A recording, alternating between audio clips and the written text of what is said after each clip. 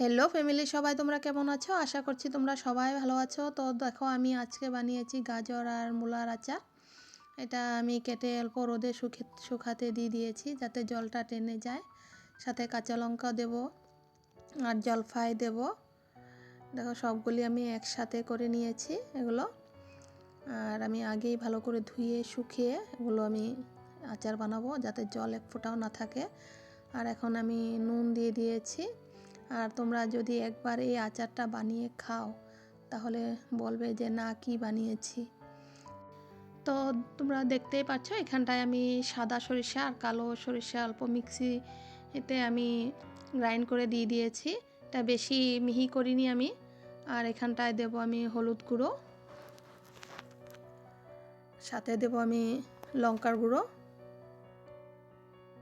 এটা বেশ ঝাল ঝাল লাগবে আচারটা খেতে। আর এভাবে বানিয়ে রাখলে তোমরা 1 বছর 1.5 বছর স্টোর করে রাখতে পারবে, নষ্ট হয় না। আর এখানটায় দেখো, আমি গরম তেল করে একদম ধোয়া ওঠা করে আমি এগুলো দিয়ে দেব। এখন আমি অল্প মিক্সড করে নেব আর একটু হিং দেব এটাতে আমি।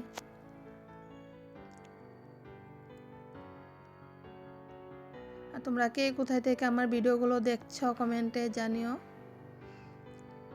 আর আমার এতটুক তেল লাগেনি, আরও দিতে হবে, তেল কম হয়ে গিয়েছিল। আমি অল্প কড়াইতে বসে দিয়ে এসেছি। এখন হিং দিয়ে দিয়েছি এটাতে।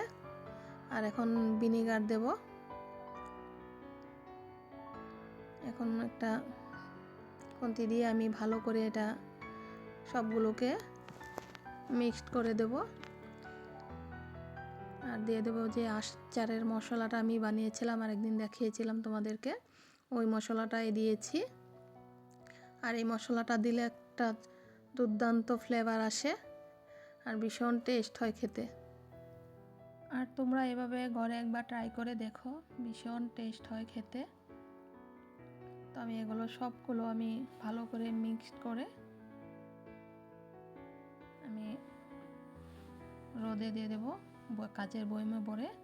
এখন দেখো, আমি মিক্সিতে চিনির গুঁড়ো করে নিয়েছিলাম, সেগুলো আমি দিয়ে দিয়েছি। আমি আন্দাজ মতোই দিচ্ছি। আর এখন গরম তেলটা হয়ে গিয়েছিল, আমি ওইটা দিয়ে দিয়েছি। এখন দেখো কি গরম গরম ধোঁয়া উঠছে, এরকমভাবে দিতে হবে, তাহলে আচারটা অনেক দিন ভালো থাকবে। আর কিছুদিন পরে এটা মূলগুলো গাজরগুলো সব নরম হয়ে যাবে 2-3 দিন রোদে দিলে।